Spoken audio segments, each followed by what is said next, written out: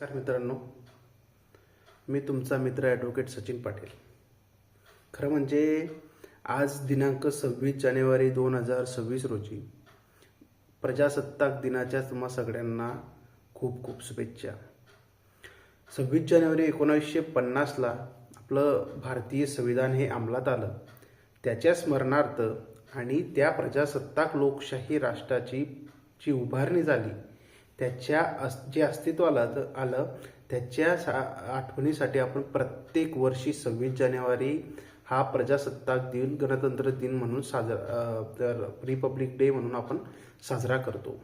खरं म्हणजे आज 1950 पासून ते 2026पर्यंत आपल्या देशातल्या 76 वर्षाच्या इतिहासात प्रत्येक भारतीय नागरिक हा ज्या वेळेस भारत स्वतंत्र झाला 1947 साली, त्या वर्षात जे लोकांनी आपण गुलामगिरीत होतो, ज्या महात्म्यांनी बलिदान दिलं, ज्या महापुरुषांनी या देशासाठी हुतात्म्य झाले, म्हणजे वयाच्या 23व्या वर्षी शहीद आझम भगतसिंग, राजगुरू, सुखदेव, चंद्रशेखर आझाद, म्हणजे 30च्या आतले तरुण हसत हसत फासावर गेले या देशाला वाचवण्यासाठी.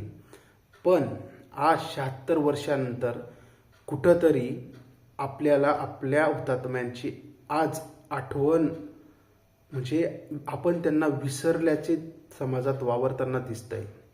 प्रस्थापित राजकारणी, प्रस्थापित प्रशासकीय अधिकारी आणि खरं म्हणजे मुळात जो आपला भारतीय देशाचा पाया आहे तो म्हणजे भारतीय नागरिक, हाच कुठं भ्रष्टाचारी रूपी कॅन्सरने, म्हणजे कॅन्सरने त्याला ग्रसलेला आहे.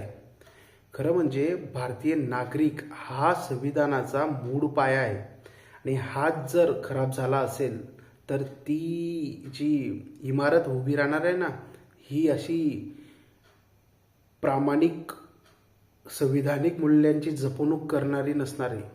मी जे बोलतोय आज हे मी खूप भयंकर असं आपला देश कुठल्या दिशेला जातोय हे अनुभवल्यानंतर बोलतोय मित्रांनो.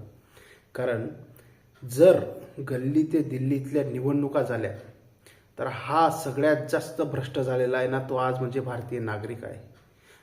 तुम्हाला आपल्याला अधिकारच नाही की तुम्ही आपण तिरंगाचे स्टेटस लावत किंवा तिरंगा झेंडा हातात घेऊन त्याच्यासमोर सल्यूट करून राष्ट्रगीत गाणं गात असाल तर. का म्हणतोय मी असं? तुम्हाला संविधानाने अधिकार दिला आहे की तुम्ही 18 वर्षाचे वरती झाले की तुम्हाला मतदानाचा अधिकार आहे. अरे पण खरं म्हणजे तुम्हाला तो दानाचा अधिकार ज्या संविधानाने दिला आहे ना, त्या संविधानालाच आपण विसरलो आहेत. तुम्ही 2-5 हजारासाठी जो दिलेला अधिकार आहे, जी आपली पॉलिसी मेकर आपण बसवतो, संसदेत बसवतो, विधानमंडळात बसवतो किंवा आपल्या जिल्हा परिषद, स्थानिक स्वराज्य संस्था, महानगरपालिका कुठल्याही इलेक्शनमध्ये बसवतो.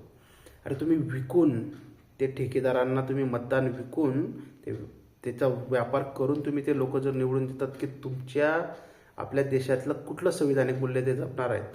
खरं म्हणजे त्यांना बोलण्याच्या अगोदर ही तुमचीच संतान आहे की तुम्हीच त्याला जन्माला घातलेलं असतं त्या पैशारूपी एखाद्या आमिषाला बळी पडून. अरे मुळात म्हणजे संविधान हे प्रत्येक नागरिकाने समजून घ्यायला हवं की आपल्या देशाप्रती आपल्याला प्रत्येकाला समान, एक मत एक व्यक्ती या तत्वावरही संविधान चालतं आणि तुम्ही आम्ही ते एका मताची किंमत अतिशय क्षुल्लक पैशात विकून आपला देश आणि आपलं नुकसान करत आहोत. हे खूप भयंकर आहे. म्हणून मी आपल्याला प्रामाणिक विनंती करतो, जर तुम्ही ह्या प्रजासत्ताक दिनापासून शपथ घेतली की मी मतदान हे दानच करेल आणि तुम्ही कोणालाही द्या, पण ज्याला देणार आहेत त्याला तुम्ही बोलू शकता की रे बाबा, तुम्ही जे जबाबदाऱ्या आहेत तुमच्या त्या पार पाडायच्या त्या पार, तो तुमचं ऐकेल सुद्धा आणि तशाच लोकांना उमेदवारी द्या आणि तशाच लोकांना निवडून पाठवा जे आपल्या देशातला जो पैसा आहे तो योग्य गोष्टींवर खर्च होईल, भ्रष्टाचार थांबेल. आणि मी खास करून तरुणांना आवाहन करतो की तरुण मित्रांनो, प्रामाणिकपणे तुम्ही कुठंही असाल, नोकरीला असाल, तुम्ही प्रॅक्टिस कुठं काही करत असाल, शिक्षण घेत असाल, तर फक्त तुम्ही स्वतःशी प्रामाणिक राहून संविधानाशी प्रामाणिक राहण्याचा प्रयत्न करा.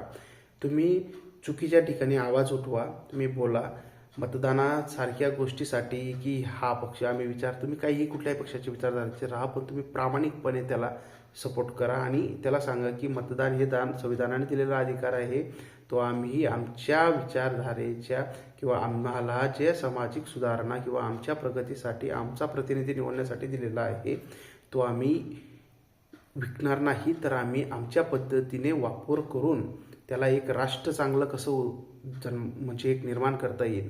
कारण की आपल्या महापुरुषांनी जी आहुती दिलेली आहे, त्यांनी हे स्वप्न पाहिलं होतं की हा देश लोकशाही प्रजासत्ताक राहील तर हा देश खूप प्रगती करू शकतो. इथल्या प्रत्येक वर्गातल्या समाजातल्या घटकाला भारतीय संविधानाने पुढं जाण्यासाठी, प्रगती करण्यासाठी, प्रत्येक क्षेत्रात आपलं नाव लौकिक करण्यासाठी त्याने आपली एक व्यक्ती ह्या तत्वावर जी संविधानिक रचना केली ती अतिशय उत्तम अशी आहे. पण आज कुठंतरी शिकलेल्या सवरलेल्या तरुणांना त्याचा विसर पडलेला दिसतो. तर माझं जाहीर आव्हान आहे सगळ्या तरुण मित्रांना, मैत्रिणींना की तुम्ही फक्त काहीच करू नका, फक्त तुम्ही संविधानाचे पाईक होऊन संविधानाची आणि भारतीय हुतात्म्यांचे आदर आणि जे सगळं जे बलिदान आहे त्याला जर स्मरून जर तुम्ही काय करू शकता, तर तुम्ही फक्त प्रामाणिकपणे मतदानाचा हक्क बजवा. विकू नका, पैसे घेऊन मतदान विकू नका, कुठल्याही आमिषाला बडून पकडू नका. तुम्ही शेतकरी गटातले असाल, तुम्ही कामगार असाल, आपला खूप नुकसान होतं या गोष्टीमुळे.